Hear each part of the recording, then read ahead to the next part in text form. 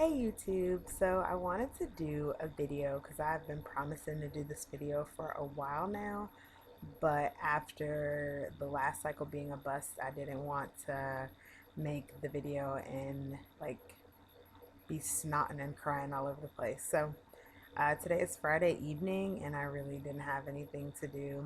Not to mention, I just got my hair did, as they say. No, I really, I just got my hair done, and so it was a nice excuse to do a video because I am growing locks. If you saw the last video, you'll see that my wife has locks, and hers are like long and gorgeous and flowing. They're all on her shoulders and stuff. And I did the big chop about a year and like 3 months ago, and I used to have like this huge fro, as you can see from the pictures. That is our intro. And then a couple months ago I was really tempted to just cut it all off, and so I decided that I would, get locks instead because I've always wanted them, but we were waiting until the wedding in February. Anyway, so yep, that's my hair. Anyway, so the video I wanted to do today is a backstory. So here we are at video 21, and I am going way, way, way back.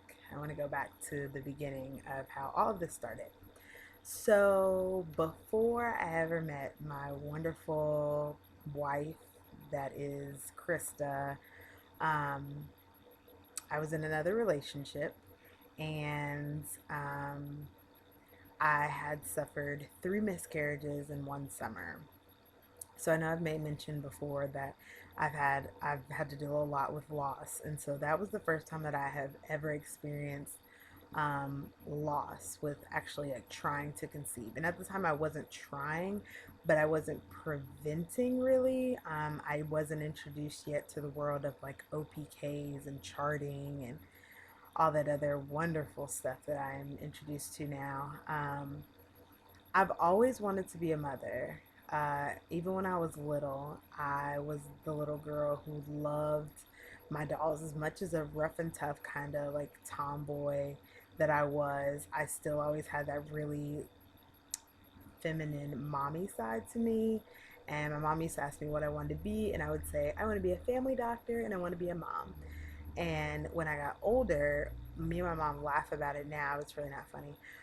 We're really shocked that I wasn't a teenage mom because, my biological clock started ticking when I was probably about 12. And if it wasn't for the religious background that I grew up in, I probably would have been a teenage mom. I took a vow of purity when I was really young, and I had a long time boyfriend at the time, and he was super supportive of my vow of purity, and so it wasn't something that I had to deal with. Um, but if it wasn't for those things being in place, although I am definitely not religious now, I'm happy for religion back then because I probably wouldn't be talking to you guys now. I wouldn't have met the love of my life, and I might have like 3 or 4 kids. So, yeah, I've always wanted to be a mom. That's always been my goal. When it was time to go to college, I was just like, I just want to be a housewife. I just want to be a housewife, and I don't really want to go to college. And then I realized that going to college was like one of the most important things that I needed to do. So I just said that, college would be, it's kind of like an athlete. College would be my plan A, and then plan B, of course, would always be on the back burner that I would be a mom. Um, so in 2005, I was not preventing yet. I wasn't actively trying. And the first miscarriage, I just thought that I was having a really heavy period. It was really bad, and I was bleeding for a lot of days, and it was excruciating pain. So I went to the emergency room, and then we found out that I miscarried. And counting back on my periods, even when I was younger, going back further, um, no one ever put a name to my PCOS, but my periods were like really irregular. I had to be on Depo-Provera growing up. I started my period when I was 9. So life was hell for me for those days when my cycle would start. So the doctors tried to regulate it so that we could have a better idea. I would have to be out of school the first 2 days of my cycle. So I was like on Depo-Provera. They had me on birth control that had hormones in it. Some didn't have hormones in it. And at this point in time in my life, when I suffered the miscarriages, I just wasn't on any birth control. So that was the first miscarriage. And then the second miscarriage, we took a test and was like, oh, okay, we're pregnant, yay. And then um, probably, so the first miscarriage had to have been around April. And then, like I said, we weren't preventing. And so sometime around July, I ended up at the emergency room and they took a pregnancy test, so that you were pregnant, so I was pregnant, and then did ultrasound, and there wasn't a heartbeat. And so that was a really awful miscarriage because my partner at the time was away in the military, and so I had to suffer that kind of by myself, and it was a really hard um, transition. And then came back. My partner came back from the military. They were just gone away for military training, came back, and the same thing happened again, and that just pretty much ripped our relationship apart. This particular partner had already suffered a stillborn death in their prior relationship, and so it was very evident that there was something going on between myself or my partner at the time. So, with a combination of infidelity and some other things that are unexcusable, we separated. We went our own separate ways. I then joined the military, go Air Force, and I was sowing my wild oats, as I call them, and I got pregnant. Uh, Never call it a mistake or an accident because that's one of the things. My daughter was one of those things in life that I would not change it for a million years. I got pregnant and drama, confusion, a lot of things happened at the beginning of that pregnancy. I started off, I was stationed in Japan at the time, and I had two deaths in my family, so it was a nice, convenient excuse to fly home to America and tell my mom that I was pregnant. She didn't even need to know. As soon as I stepped off the plane, she like put her hand on my belly and she was like, "You're pregnant." And at that point, I was maybe like 6 weeks pregnant, so she absolutely knew. The day after I touched down on American soil, I started spotting and I thought that I was going to have a miscarriage. And so I ended up on bed rest in the States for weeks, which was kind of nice because I was having a lot of drama in Japan. So I eventually got off bed rest. I went back home to Japan, and at my 21-week ultrasound, where I was thinking that, I'm just gonna find out that it's a girl because I had already known. I just had this sixth sense that I just knew that I was carrying a girl. And at the appointment, I was just like, "Yay, this is the appointment! I'm gonna find out that I'm carrying a girl." And they did confirm that I was carrying a girl, but the ultrasound technician said that I needed to go upstairs and talk with my doctor. And I was just like, "What is going on?"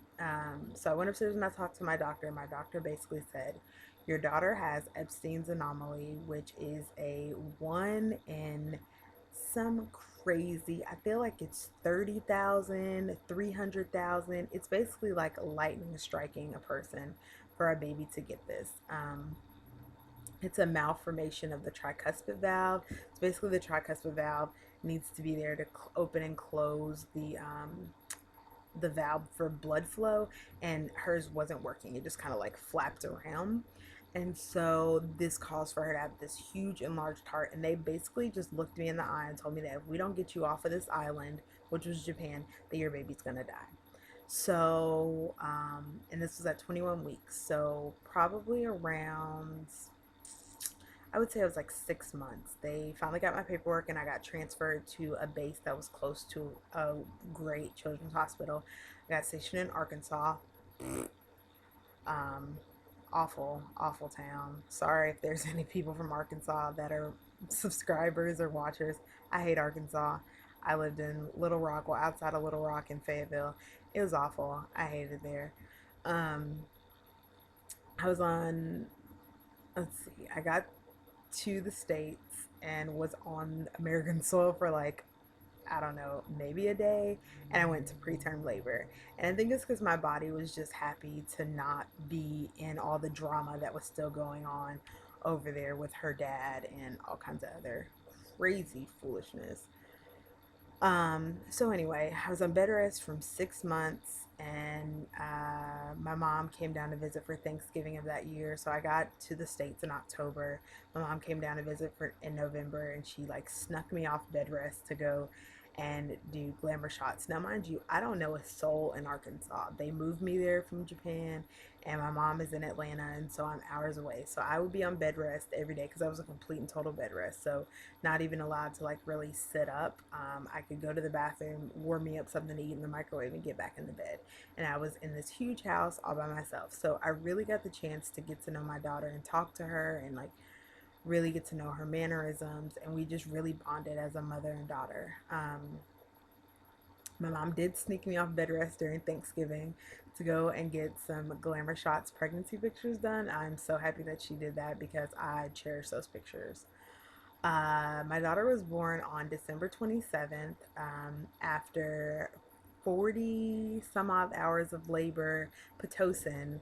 The first 36 of those I did without pain medication, and then I just couldn't take it anymore, and I got an epidural. And then after 4 hours of pushing, I had to get a C-section.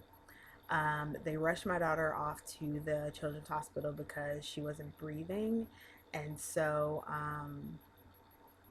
they sent her to the children's hospital that was up the street, and I couldn't see her for 3 days because I was at the other hospital recovering from my C-section, and she was at the children's hospital. um, when I finally got to see her, they wanted to see if a duct in her heart closed up correctly. It didn't, so we had to go to open heart surgeries. She ended up having 3 open heart surgeries, and after her last surgery, we found out that she had a brain bleed, which was a side effect from being on the machine that she was on, which is called the echocard. The no, it was called the ECMO. No, maybe that's not the name of it. I'll correct if it's wrong. But that was a side effect, and she ended up. We had to make the decision to disconnect her from life support. The only time that I got to hold her was when she was passing away. And let me tell you that watching someone pass away in a movie is nothing compared to watching your child's, because her heart chest was open from the surgeries. And so to physically watch someone's heart beating really does something to you. So this is part one of the video, and then I'm going to kind of explain to you guys the aftermath of all that because I'm now at like 12 minutes. And so I don't want to just leave you guys hanging, and I don't want to rush and try to fit everything I need to say into the next 2 minutes.